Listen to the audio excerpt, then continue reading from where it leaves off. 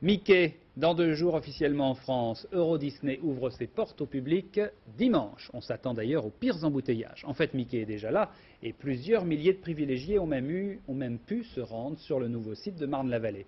C'est une région d'ailleurs qui a été complètement transformée par l'arrivée des Américains. La commune de Chécy a connu un bouleversement au début des années 90 suite à la signature entre l'État et la société Disney de la Convention pour l'aménagement du secteur 4 de la ville nouvelle de Marne-la-Vallée et du projet Euro Disneyland.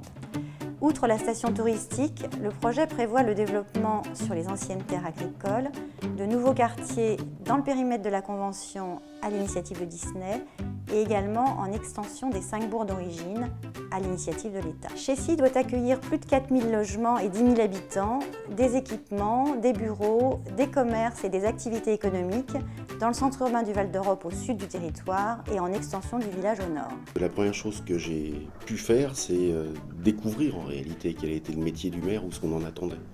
Et quelle serait, sur une commune comme Chécy, la prépondérance dans le domaine de l'urbanisme notamment. C'est là qu'on avait effectivement besoin d'aide, parce qu'à partir du moment où on part du principe qu'on est conscient de ses lacunes, on essaye d'aller chercher la compétence là où elle est. Karine, initialement, elle était salariée au niveau du SAN du Val-d'Europe. Afin que ce projet urbanistique d'État se réalise sans dénaturer ce qui fait le charme de Chécy, la mairie fait appel depuis 20 ans à l'agence Karine Ruellan, architecte urbaniste, membre de l'ACAD. Il y avait juste le plaisir de vouloir réaliser un projet qui serait le nôtre et qui ne serait pas celui de l'établissement public d'aménagement ou de Disney. On pourrait résumer la problématique à laquelle sont confrontés la mairie et Karine Ruellan de la manière suivante. Comment la ville va-t-elle grandir et comment faire pour qu'elle grandisse bien? Et cette question n'est pas que rhétorique puisqu'il s'agit pour la ville de Chécy de réussir à faire entendre sa voix face aux acteurs de l'aménagement, l'État d'une part, au travers de son établissement public, et l'entreprise Disney d'autre part. On a juste essayé de développer un projet qui respecte l'architecture, qui respecte le paysage, d'en garder des traces.